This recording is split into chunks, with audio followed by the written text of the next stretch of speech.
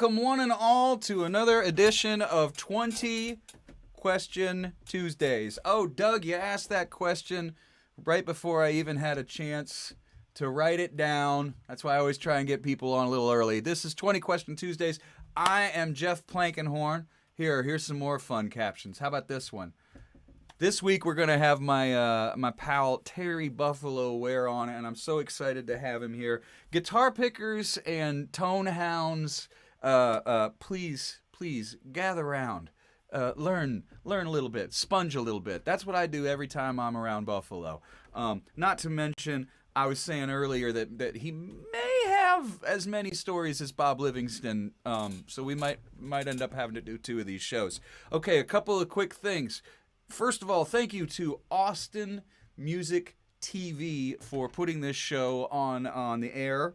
And basically, for those who are uninitiated, early on in the pandemic, I just flipped on my camera and I started doing a workshop. I'm a singer-songwriter by trade. And early on in the pandemic, I was doing some live streams and stuff. And Tuesday afternoon, I flipped on my camera and I started taking questions like a workshop. And I got guitar players, and I got producers, and I got engineers, and I got songwriters, and I got people who don't know anything about music and just wanted to ask questions. And it was beautiful. So I started doing it every Tuesday. Sheila Steele at Austin Music TV said, "Hey, would you like to put that on our cable access channel?" I said, "Sure, that sounds great." I got myself a fancy app that lets me go out to all sorts of different platforms, and that's where I grab my questions. I get my questions online from Facebook and Twitch and YouTube, and the audience provides the questions for this. And even better than that, when I started broadcasting, I saw this little button with a little outline of a person and a plus sign, and I went, wait a second, I can invite guests. That's even better, much more interesting than just me yapping. So the first person I had, I think, was Michael O'Connor, and then I had Jamie Harris, and then I had Bill Kirchen and Ruthie Foster and Ray Wiley and all sorts of beautiful people. And I've been doing it ever since, and boy, it's coming up on a year pretty soon here that I've been doing this. And I'm still up in Canada. I can't get back to Texas yet. My wife and I live in both countries. I'm a man of two countries. And I'm really, really happy to be able to do this and share this time with you folks. Also, thanks to AustinCityJams.com, who puts it out on their website as well. It's another place where you can see this. A little bit of housekeeping. Thanks for everybody who showed up to my Monday night From Here to There show last night. That's where I play my music once a week. And since I'm not gigging yet and I can't get, across the border and out there, do congratulate me, though. I just got my first Pfizer shot here in Canada.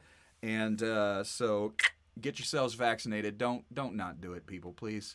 Please. It ain't political. Just look out for your neighbor. Get a vax. And so I did my From Here the show last night. It was just absolutely beautiful. Got some great requests of some old songs that I haven't played in a long time. Means the world to me. I do that every Monday night. I do this every week at the same time. That show will actually be rebroadcast tonight on Austin Music TV, or you can go back and watch that. From Here to There with Jeff Plankenhorn. Let's see. Thursday, I'm doing a workshop with Scrappy Judd Newcomb where we teach songwriting, and it's called This Song Sucks, which is really fun. And our patron saint is Ian McLaughlin. You can see him on the picture. But, every song you write isn't great. So sometimes you write a song and, you go, that one sucks. And then you go and you write another one. And that's what the workshop is all about. But it's sold out this week. So if you're interested in workshops, just send me an email or something. Sunday, I will be doing the final Together Alone, which is the Resentments online show. They're going to be moving back to the Saxon Pub. Everybody's going to open up safely. I want you guys all, once that happens, to safely go and socially distant watch shows and show them your ID card or whatever you have to do to make sure that everybody's safe there. But we'll be doing our final virtual Together Alone, which is also the name of my latest single that just came out.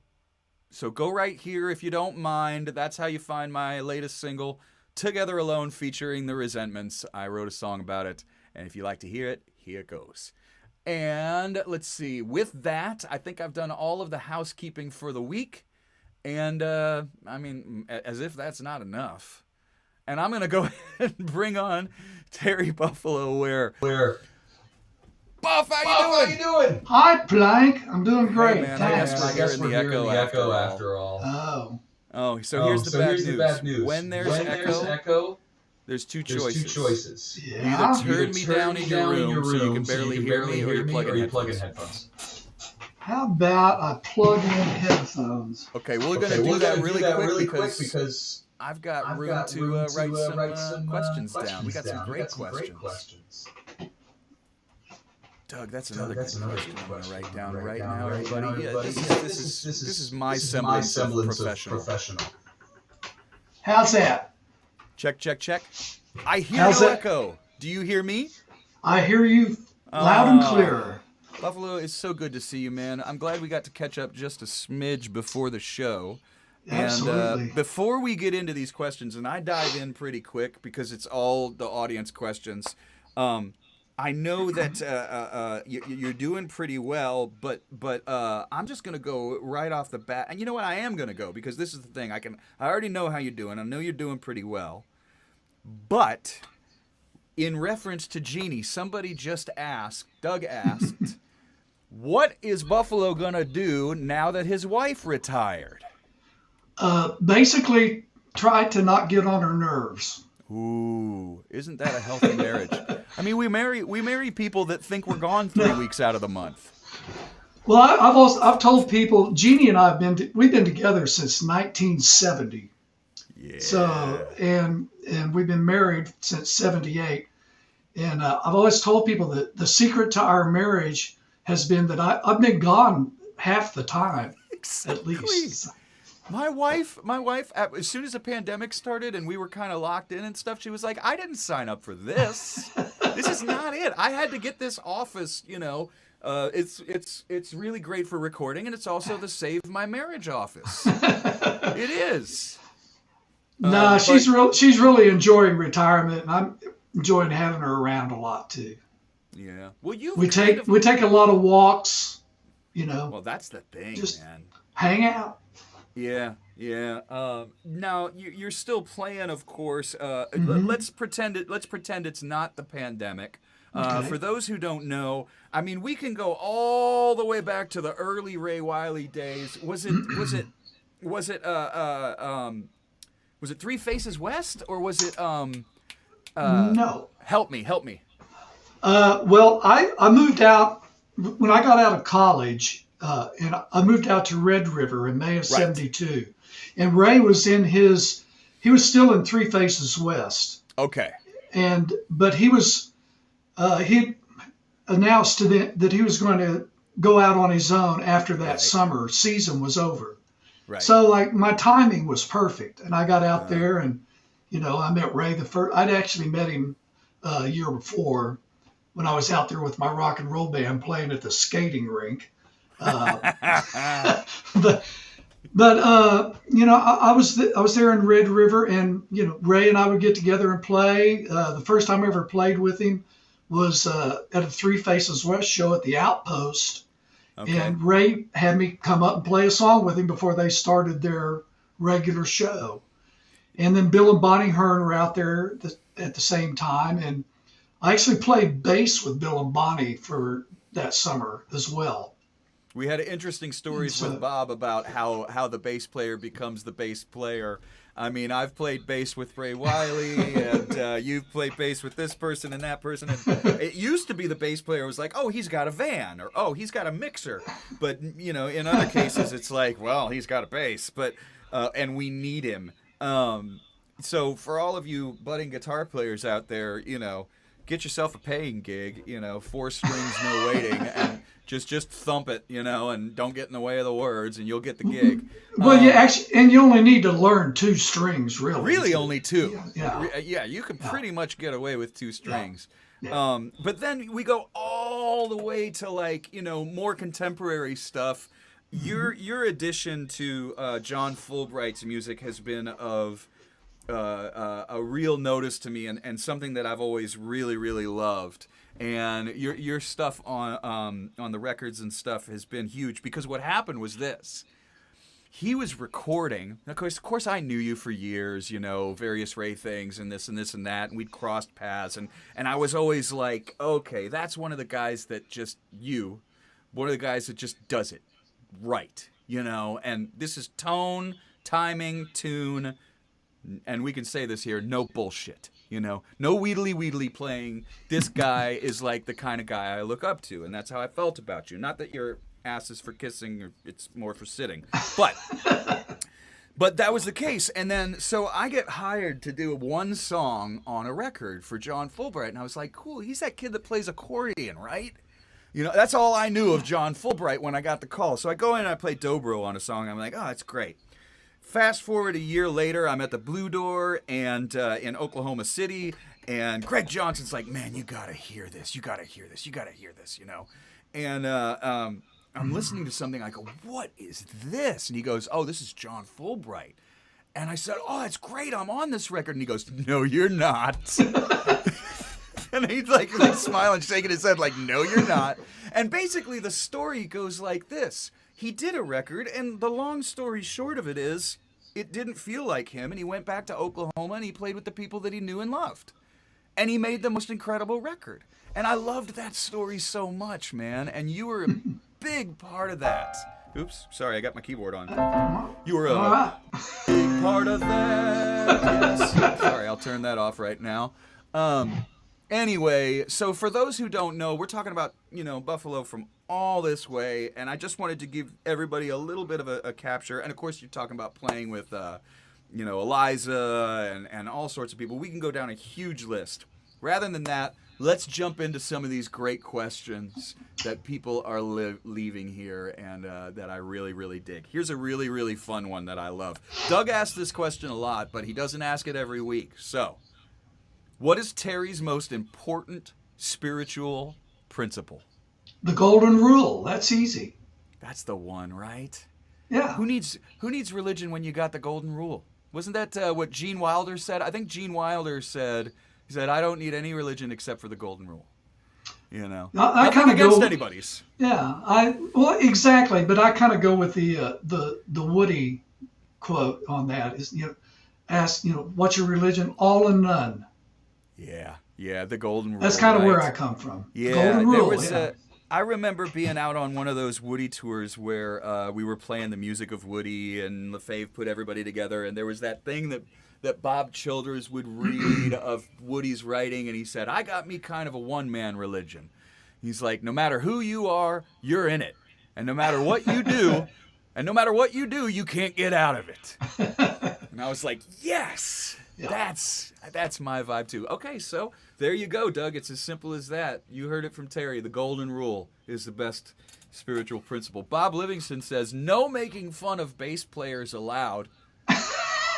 Only need to use 2 strings, etc. Larry King says the Blue Door is great. It really, really is. Joseph says, Terry, you and the geniuses will play Woody Fest. I'll bet that feels good. I'll be there too. So for those who don't know, there's a festival in Okemah, Oklahoma, Woody Guthrie's birth town of his birth. And I don't know about you, but my first one was 20 years ago. 21 years ago was the first one that I played. I think I was maybe playing with Slade Cleaves. Mm-hmm. And then I played on my own there a few times. Now, how long have you been playing Woody Fest? Since it started. The first one was in '98, and at that time I was actually I was playing with Ray still, but I was also going out and playing with Jimmy as well. And so '98 was the first one, and then I just kept coming back every year, and then in 2005 was the first year of the official house band. Mm-hmm.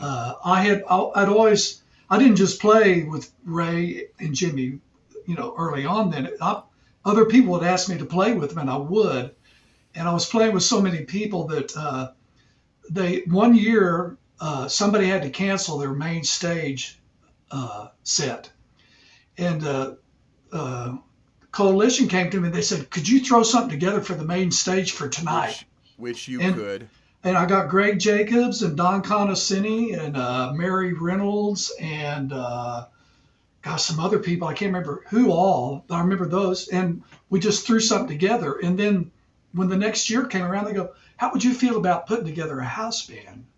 And so that was the first year that happened. So Now, how long did it take before John Fulbright became kind of like the house band guy? It was a while. He was pretty young. yeah, he was. I didn't see him there for years. No, you know? I heard about him before I saw him or met him. Yeah, And yeah. it would be like, "Hey, there's this kid been hanging around the campground that lives here in Okema, and he's like, 15 years old. He's really good. Oh, that's cool." Yeah. And We've heard that before. We've heard that story before. There's this 15-year-old kid that's good, and it's not that they're not good. Yeah, you know. yeah, But exactly. it was a little different with somebody like Well, John. yeah. Well, then the first time I actually heard him, I think he was like probably 18 at the time, something like that. And I heard him, and the first time I ever heard him was play a song was at a place in Norman called the Chouse. It was an old church that a friend of mine had, and they would have shows there. And John was there playing accordion with Susan Herndon and Tom Skinner. And I went, Tom, and yeah. Susan had asked me to play some songs with her. So they got up, and then John played a couple of his songs. And I think the first song I think I heard him do was, I think it was "Moving." Maybe. Oh, wow. But anyway, I was just going, "My God, this is the guy." I mean, when you hear that as the first song, it's like, come on. Yeah, and it just blew my mind. Yeah. And then not long after that, Greg Johnson had started having John open shows at the Blue Door for practically everybody that came through there. And he suggested to John, he goes, why don't you ask Buffalo if he, play with you? And so he did, and I did, and then, just strapped in for the rocket ship ride from there on, Yeah, pretty much how that works too. Well, we're going to be talking a lot of things Oklahoma. Everybody, once again, I'm here with Terry Buffalo Ware, and we'll talk other things all over the place. But it's bound to come up because of that whole, people get kind of like, I don't want to call it Austinitis, but, there's so much that does happen from there. And they don't always know about what a heavy connection we have to our Okies, and whether it's Lefebvre or whether it's Fulbright or whether it's the Red Dirt Rangers or whether it's a cat like you or Skinner or Bob Childers, these are people who have heavily, heavily, heavily influenced, what we do, a big part of what we do. And if you go way back before that, there's of course the Tulsa scene and stuff like that. And we could go on for days about that. Well, let's not forget also Jesse Ed Davis from Norman, Oklahoma, which is, one of my main influences ever. So, could you tell people a little bit about Jesse? Well, he was long gone by the time I got here. Yep. I got to Norman in 1969, he was out playing with Taj Mahal. Right. But, and that's, I didn't know about him till I got here, and a friend of mine, said, "Yeah, man, this Jesse Ed Davis, he was playing with," and, it's like, oh my goodness, so I wore out that, those Taj Mahal albums he was on. Yep. Just, and it really informed my playing a lot. How so? Well, I don't know how specifically, but I'll tell you this. I was at Woody Fest one year, and I just played a set with the Red Dirt Rangers on the main stage. I was coming off, and it was the first time I ever met Ronnie Elliott. Okay. And it was his first year he'd ever come there. And I came down off the stage, and Ronnie walked up to me, and he goes, "Your playing reminds me of Jesse Edwin Davis." Oh, wow. And I went, "Thank you." Yeah. It's like, and of course, then Ronnie and I became fast friends after that. Well, that'll do Uh, it too. One well-placed compliment of somebody yeah. who gets it. Like, I love the people who don't get it at all just as much, Hmm. as long as they're enjoying it, But when somebody gets it and you put all that time in and you put that work in and somebody says something as amazing as that, you're like, whoa, just kind of, okay, that's all I need. That'll keep me going for another couple of months, you know. Yeah. Well, I count him as one of many influences. I didn't just study him or study. I've got a pretty wide uh, swath of guitar players that I've. Well, that goes to another That, question that so that we can that goes. I'm sorry, the something about this format. I always end up interrupting my guests. I'm gonna blame it on that, but not my yappiness. Another question is from Kate Howard. Now, sometimes we get broad questions, and I like to narrow them down a little bit, right? So mhm. Terry says, Kate Howard says, "What is Terry's favorite style of music to play?" Now that is an incredibly hard, right? So Yeah. some of these broad questions are kind of hard, but when you talk specifically about certain ones that influenced you, like, Into the Dwell, your album is heavily influenced by surf, Hmm. okay? And surf guitar. But if I hear you go play with Eliza, I don't hear a ton of surf influences because you're playing to the gig, right? Yeah. You're playing for that songwriter and doing what's right. But if you could talk just a little bit about some of your favorite styles, that might make it a little bit of an easier thing to answer. Well, how about all? Yeah. I mean, I really, I really do. I think the one style. Well, I've never really pursued classical guitar. Okay. I'll say that. Okay. The one style that jazz, for instance, I love. There's a lot of jazz players that I love, but I don't. Whenever I say that I don't play jazz, I play at it. That's how I feel about it. And I think there's something, you know, I think some people are just more inclined to certain styles. Although I've learned a lot from, listening to jazz. And Sure. same with bluegrass, Yeah. flat picking. Yeah. I don't really play that. I guess I've never had the patience to sit down and really work on it, which you've got to do. And, Yeah. and I like it, but, I think out of all the guitar styles, like, I'd say all of them, and then classical, bluegrass, and jazz, I kind of dabble at. Yeah, yeah. I You remember know, that Ray Wiley's joke about the band that he put together that was a bluegrass band where they showed up and there was four pink guitars and a bass. Like they had electric guitars. They were gonna play. Hey, can you play a bluegrass set? Of course we can. And then so they called it the Bluegrass Nibblers. And like what I love about that, it was like, no, we don't play bluegrass. We just nibble on it. So we stole that yeah, name.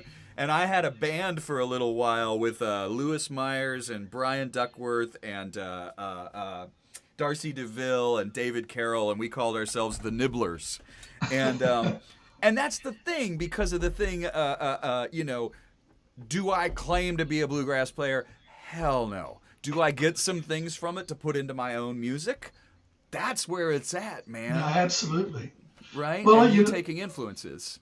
that, and then I also love the vocal aspect of bluegrass music too. Like all those great harmonies and melodies, and you know, Yeah, people I'm a will say. melody guy. Well, and that shows from So your playing too, and that's something that gets lost on a lot of the younger, inexperienced guitar players, is that to understand a melody and to know that there are breaks and it's not just note, note, note, note, note, note, note, note, note. They'll say, well, how do you get the gig? It's like, well, I stay out of the way of the words. I listen to what they're singing. It's as sure, simple as that sometimes. yeah, yeah, And being able to play the melody is a great place to start. yeah. Don't be afraid of the melody.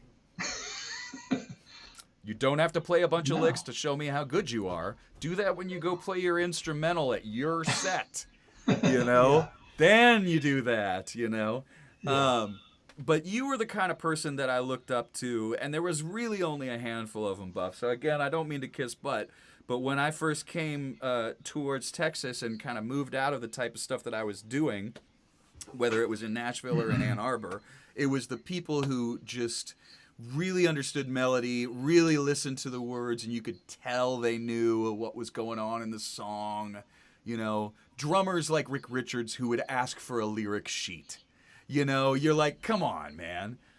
All right. Oh, yes. And of course, Bob, I will get to your question. You know, just because you've been on the show doesn't mean you can be unruly out there, brother. Okay.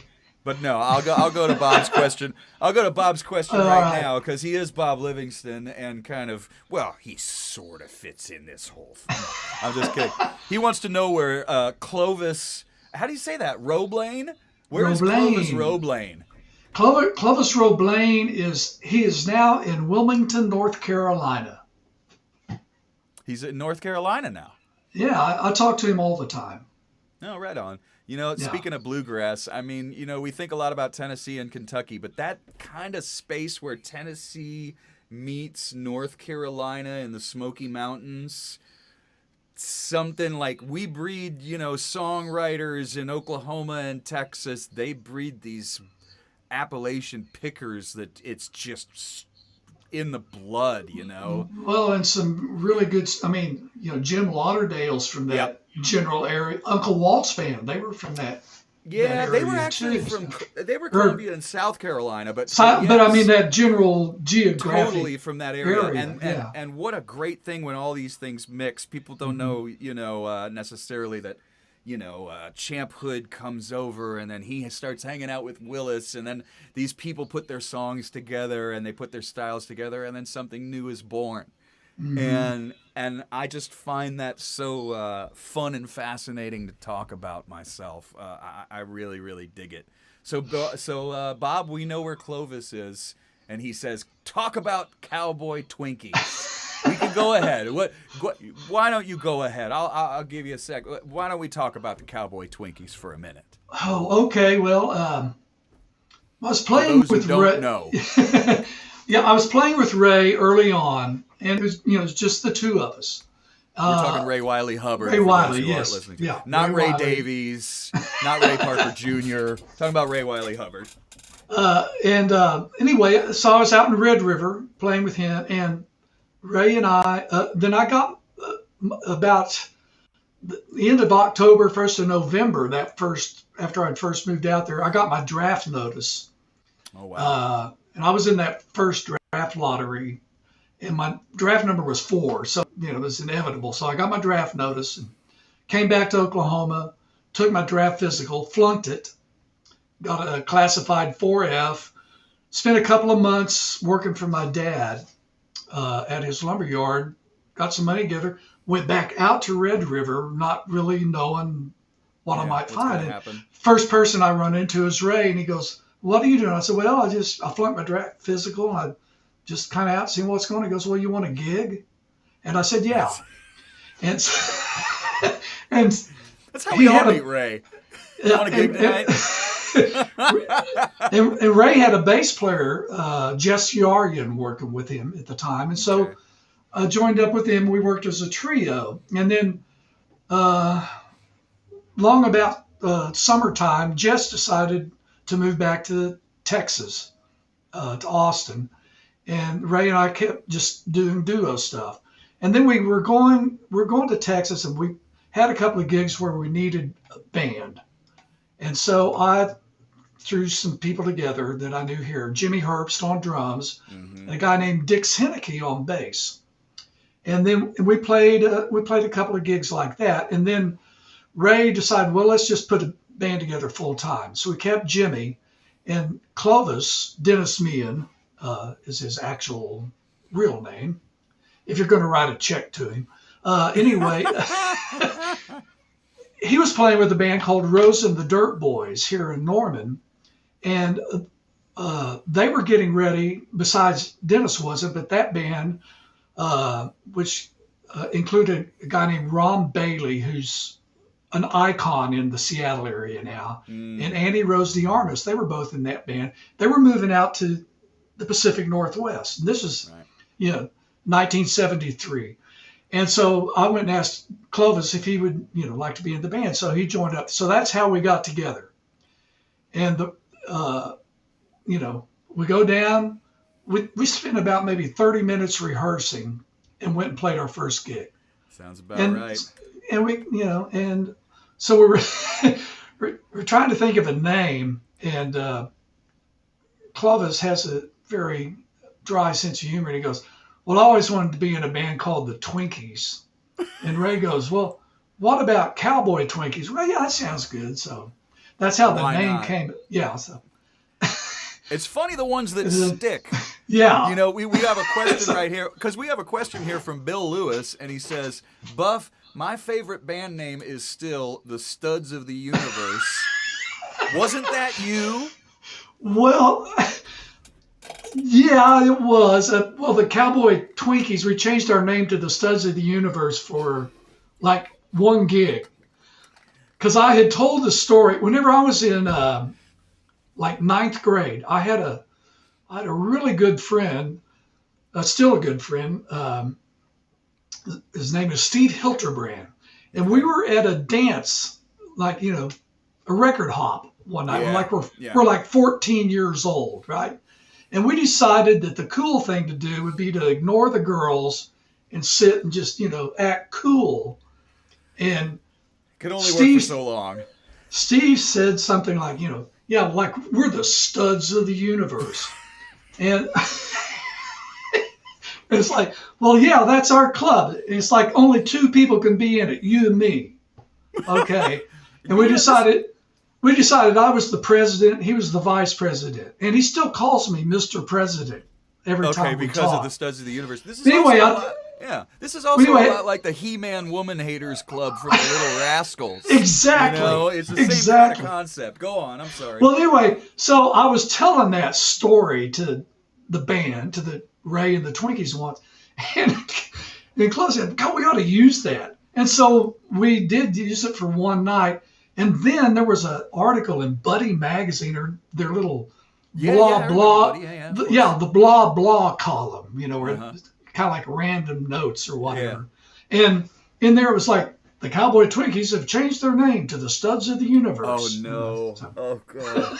Oh, that's so great, man. That's so great. I mean, careful what you wish for. Hey, for those who are tuning in just right now, if you're on Austin Music TV, thank you so much, Austin Music TV. This is 20 Question Tuesdays. I'm Jeff Plankenhorn. I'm talking to Terry Buffalo Ware. Hey, everybody, just so you know, we do split the tips on these things. All I really ask, my hope is that we get enough that Jeannie and Terry can have like a nice takeout meal.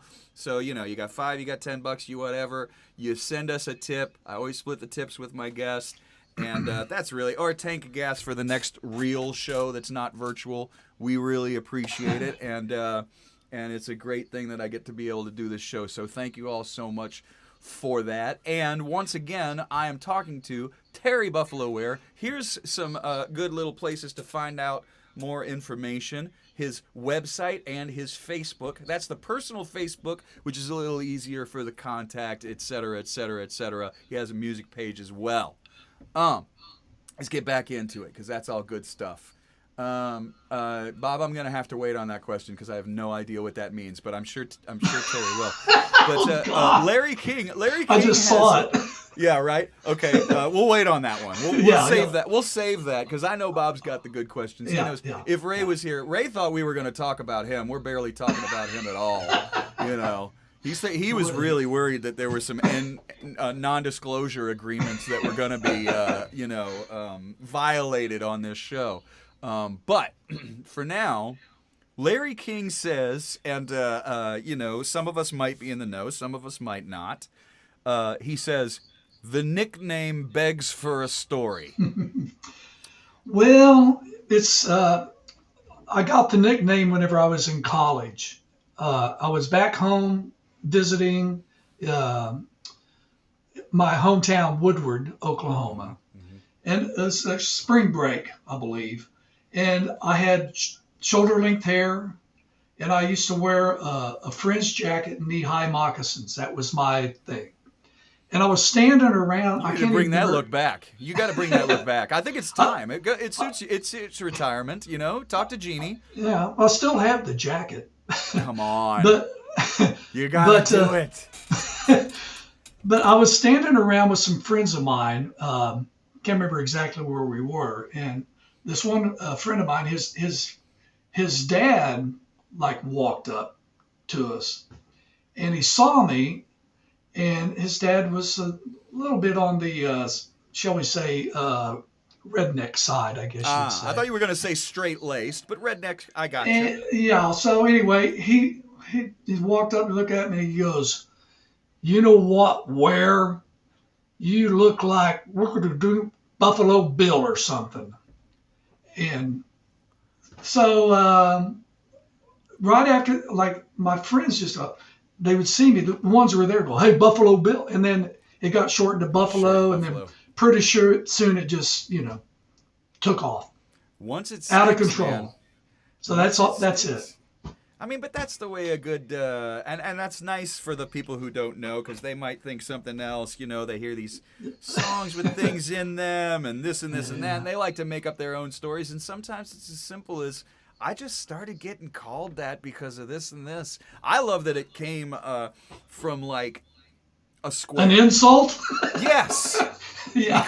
Because that's how you turn that crap around, man. Yeah. Like I was working with Michael O'Connor, and he told me about this song that he was writing, and we started working on this song, and he and this gal named Eleanor Whitmore got into an elevator in Ohio, and she had like red hair, and he looked like a biker. He's all tatted up, and the woman got in, and she says to her son, she's like, I mean, it's a real redneck mother kind of moment. She looks at her son. She goes, "I didn't know the circus was in town," you know?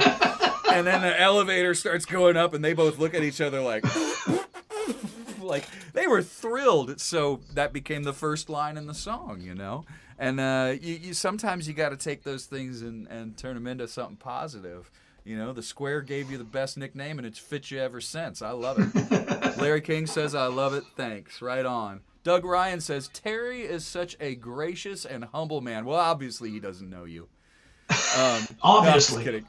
Terry is such a gracious and humble man, deserves everything good that has happened. That's very nice of you to say. Okay. Appreciate that. Randy's out there, and Randy asks another broad question. And since this is a broad question, I'm going to do the same thing. I like these questions, but my friends, you might have to narrow these down, especially when it's a cat like Buffalo, who's played with a lot of people. But Randy's question, and I do love your questions, Randy, is who's your favorite person to play with? That's a tough one. That's a tough one, and that's going to mean that you're going to, I mean, unless it's really easy, you can just say it's this person, but you could say some of your favorite if you don't want to nail it. Well, it's kind of like asking me who my favorite guitar player is. Right. I've could got, say a few. I've got like 200 of them at least. Exactly. And it's the same way with people, and I've been really lucky to play with some really great people. I feel the same, yeah. And right. Of course, Ray, learned a lot from him. Yeah. Bill Hearn and Bill and Bonnie Hearn, when I played with them, whenever I was playing, I went to country and western school with them. That's school, so because we had to play all those, and back then Bill knew 1,000 songs or so, and I'd be playing with them at the D-Bar D in Red River, which is now the Mother Lode, same place. It'd be like, Bill would go, "Okay, Buffalo, walking bass and B flat and a 1 and a 2 and a 1, okay, So anyway, Ray, Bill and Bonnie, Joel Raphael. I've worked. Oh yeah, now, I love playing with Joel. There's another Woody Fest favorite, and I somebody that. Yeah, I loved playing with Jimmy. When I played with him, I was in his band for about 2.5 years.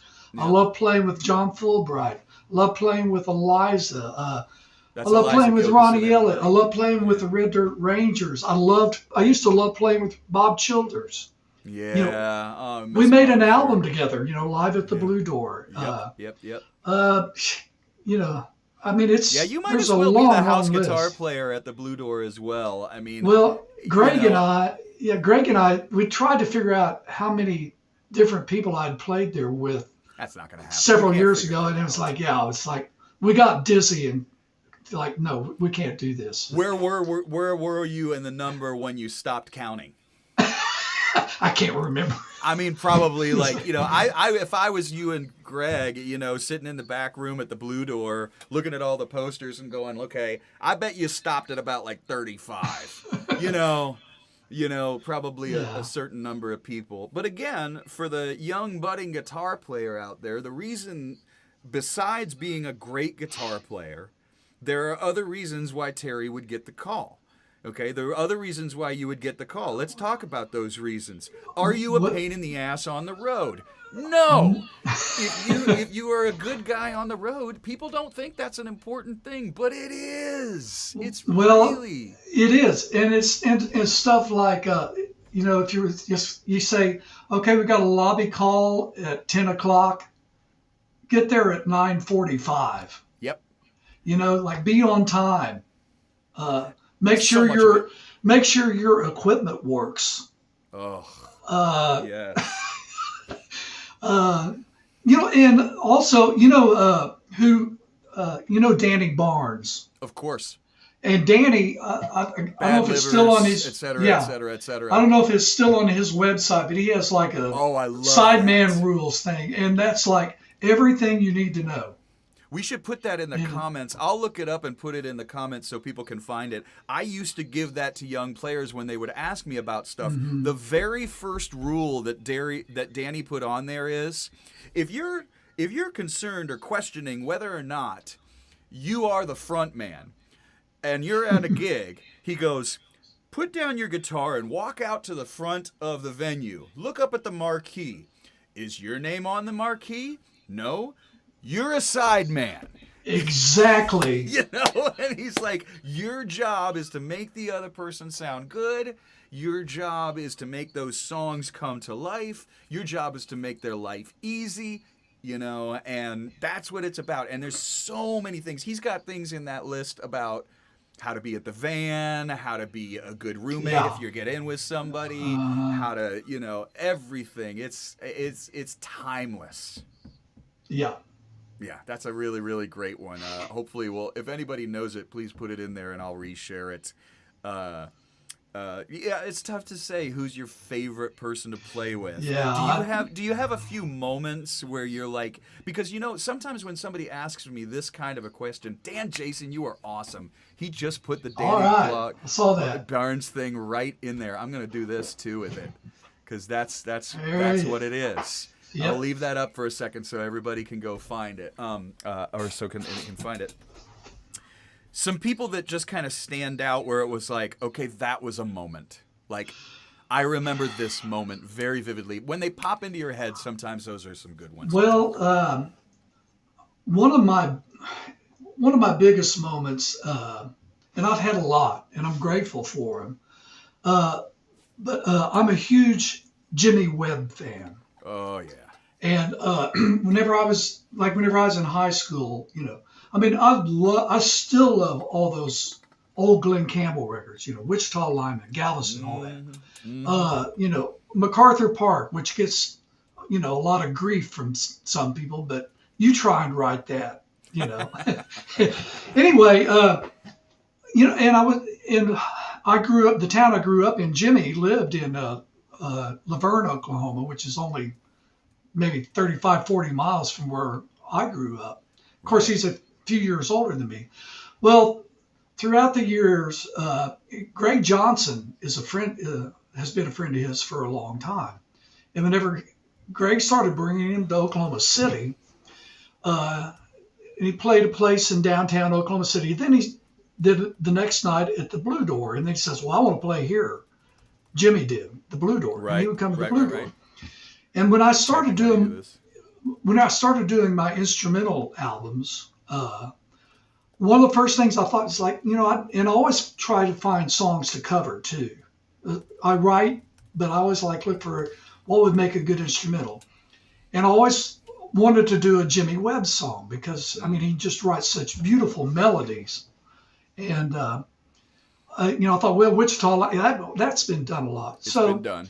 I went several albums that I made. And then while I was reading his Tunesmith book, the Jimmy Webb Tunesmith book, which I recommend to every songwriter on Not the an planet. easy read, and it's going to take a minute, but there's a lot of good stuff in it. Yes, there is.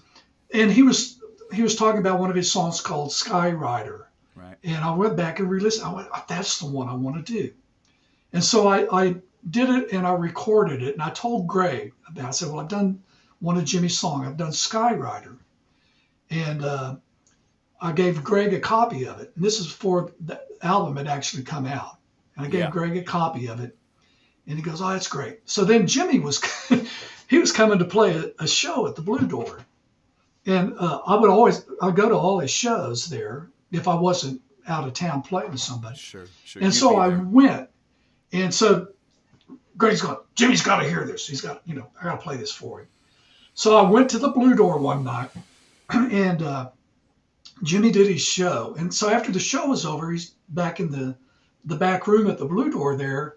And Greg goes, I'm going to play this song for Jimmy. And I'm going, well, this is either good. You're terrified.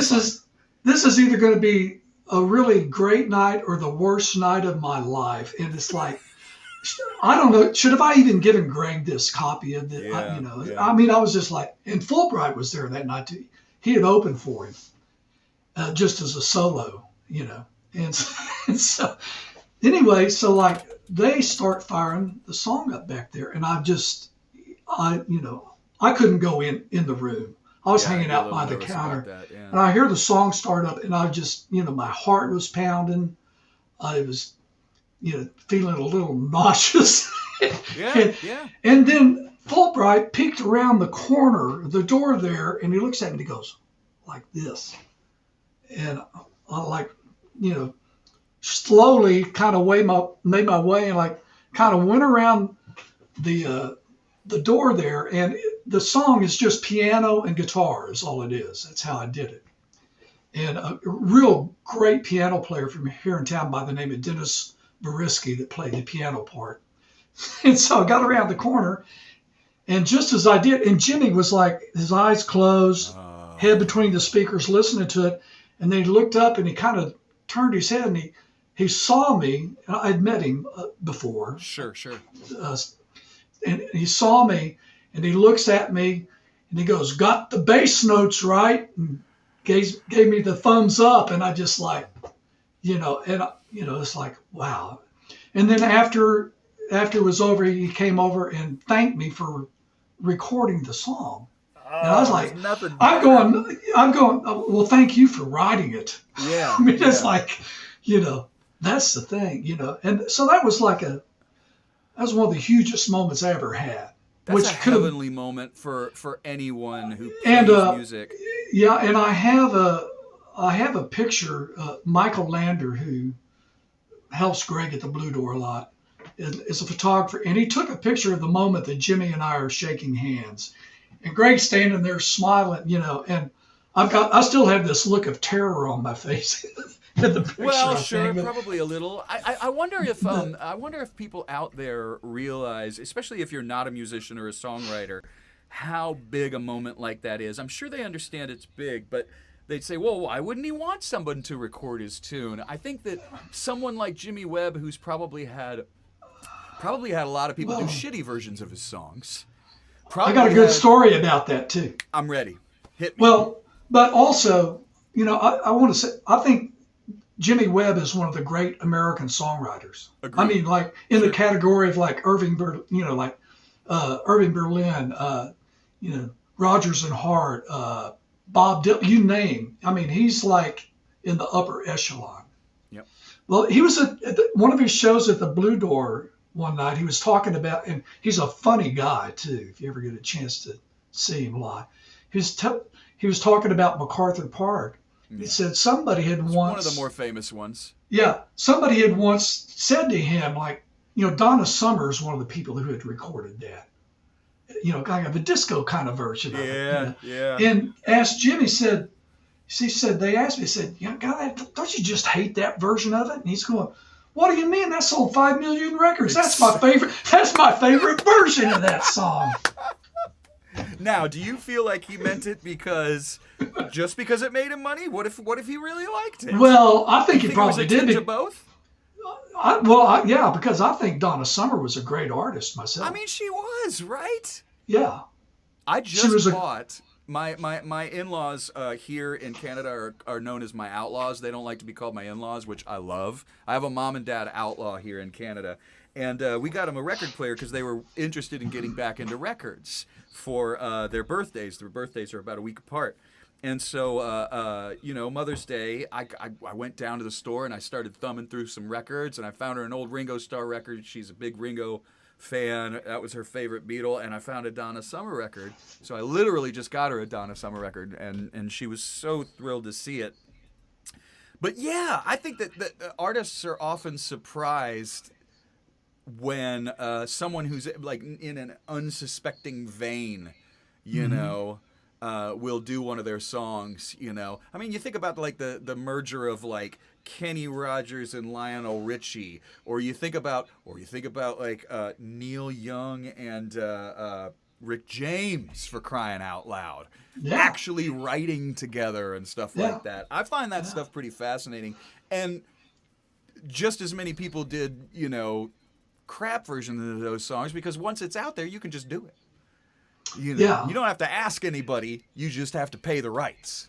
Yeah. And the Jimmy thing, that was the most intimate story like that. But I had other times too, like meeting people, like early on in the Cowboy Twinkies, we were playing at Mother Blues in Dallas. Yep. That was Ray's got a song about. Yeah, and it was the original location. It was like in this old house. We were up playing one night, and Freddie King came in to Mother Blues. I can't and imagine. I still am a huge Freddie King. And he sat down at a table, like, I don't know, 20 feet away from the stage. And I was like 23 years old. I just turned to jello. I mean, oh yeah. I felt like I had rubber bands on my fingers. I couldn't, it's like, I don't deserve to own this guitar. Yeah, I mean, pretty much, that kind of, right? But then, after our set was over, he comes over and introduces himself to all of us, and it's like, that was a huge moment. He didn't walk out and yell you off stage like people think those people did. And for two reasons. Number one, he was righteous that way too. Yes. And number two, I mean, like, he could have walked out and not said anything. So him going over there, that kind of thing will stick with you for the rest of your life. That and like that. That and the other moment like that for me was the first time I ever sat in with Bugs Henderson. Yeah. I was already I'd gone to see Bugs. We'd already become friends. He would come see us. I become a huge Bugs fan. And Bugs is one of the great American guitar players. Absolutely ever. Huge influence on Stevie Ray. Yes, but there's so much more beyond that. Yes, exactly. So I was at a club called Fanny Ann's in Dallas that we all used to play back. This in the 70s. Okay. And we had a night off, and Bugs was playing at Fanny Ann's. So I went out to see Bugs, and because I did every chance I could, Got to soak some stuff up. Oh yeah, so I'm sitting out there just enjoying the show, and then Bugs goes, "Hey Buff, why don't you come out and play a song with us?" Yeah. Okay, and so I got up, and it was the same thing. I got up there. Bugs throws me a solo on some song, and I played probably as bad as I did the first time I ever picked up a guitar. I mean, it was just like, it was horrible. It was like I'm like hands of concrete. Yeah, clunk, tink, clunk, tink. Yeah. I could barely hold on to my pick, And so then, after that disaster was over, the phrase was over, the 12 bars or whatever was over. He throws it to the rhythm section, Bobby Chitwood and Big Nardo, and like, and he walks over to me like while they're, doing their thing. He leans over to me and he goes, "Hey man, just relax. Everything's cool. And, I had, what a great thing to say. And I had a chance to play with him many times after that, but, it's like, So yeah, I mean, so that's beautiful. He could have said, well, that's never going to happen don't again. Don't ever get on stage with me again. In fact, don't ever come see me again. Well, I'll tell you what. When my phone starts to play Cabbage Alley, that's my little reminder that we're getting closer towards the end of the show. Now, when we get towards the end of the show, I like to ask my only question, and I have one question that I ask every week. And that is, what is your guilty pleasure music? And what I mean by that, because a lot of people say guilty pleasure, I'm not guilty, I like this. All I mean is, something that we wouldn't know that you listen to, or something that you love to listen to that's kind of way off the wall, or something that'll kind of surprise people. Because I have this very strange, soft spot, warm, fuzzy spot for Barry Manilow, because when I was a kid, if my mom, I'm 4 years old and she's playing Barry Manilow records, now I hear them, I get like this warm fuzzy feeling, I don't own any records, but I'm a fan-alo in that way, so I have people come on and they go, I like the Spice Girls. And I have people come on and they go, I like this really, really wild out jazz, or I'm really, really into heavy metal, or I'm really into this, or whatever. So what do you have for me that's like just something kind of off the wall, or a dirty play, or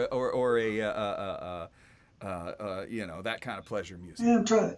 Well, how about the Monkees? There you go. See, that's a great one. Tell me why. Well, because their records sound so good. They're great songs. And they're good songs too. Last Train to Clarksville, I think that's a really good song. I'm a Believer is a great song, too. I'm a Believer, yeah. And it's basically the Wrecking Crew making making that stuff. So, they sound, and them, and also, I don't know if this would be guilty, but for the same reason, Paul Revere and the Raiders. Well, yeah, there you go. Some of the best records ever made, I think. They sound, the good songs, the records sound great. Mark Lindsay's one of the great rock and roll singers, I think. Yeah. Well, see, now I love that too, because people will often think that a musician, especially any of us who are, let's not say old for you and me, let's say seasoned. Okay, if we're seasoned, or if we've earned this, then they don't think that we necessarily like new stuff. Like, man, you put on a Lizzo song, I'm gonna go nuts. I love that gal so much. I also like certain era St. Vincent stuff. Et cetera, et cetera. We still listen to new music, but sometimes there's that guilty pleasure thing that we go to that, like, we need a little cheese or we need a little sugar, Yeah. I don't think it'd be necessarily a guilty pleasure, but also Lady Gaga. You're a Lady Gaga fan, yeah. Oh, that's absolutely. a guilty pleasure for if you I remember when I first heard like the first Justin Timberlake album, and I saw the guy on SNL, and I went, well, crap, I'm gonna have to tell all my friends I like Justin Timberlake, because he kicked ass and it was great, But same kind of thing, yeah. So I love just kind of spreading that kind of gospel of good music is good music, even if it's pop, even if it came from, a room where a bunch of people were saying, hey, let's get these people together and market them. Yeah. That's what Monkees were, but so what? Yeah. It was still great. Well, we're getting close here. Oh, love the guilty pleasure answer. I was a big fan of both back in the day. Mark Rubin. Hey, Mark. Long time no see. Tell Terry I'm sorry for calling him a dirty hippie. By the way, Mark's got some great stuff out. Go to his Bandcamp page. Do it. Put it in that. Mark, you heard it right here. Feel free to put that in the captions. Okay, we're going to stay on, and in about 20 seconds, we are off on television. Now that we're off on television, we can do as many calls to action as possible. So the first thing I'm going to do is say this. Go ahead, and if you guys don't mind, throw us a tip. I always split the tips with my guest. I just want to make sure that Terry and Jeannie get, like, I don't know, a nice meal out of this or something. They can do some takeout one night and not worry about it. Something like that really helped the musicians during this time as we're getting back into gigging. It's really, really great. So there's that. And then I also want to say, finding out about Buffalo and finding his music, finding out who he's playing with. How are you getting into doing some playing yet? Are you feeling comfortable? Yeah, You said actually, it's been 3 months since you had your shots. yeah, over 3 months Okay. since my second one. Yeah, actually, last not this past Saturday, but the May 1st, Saturday, I played at Midway Deli with my Nice. songwriting partner Greg Standridge and also TZ Wright. We've been doing stuff there we had been doing stuff there for about 3 years or so. Before And pandemic, yeah.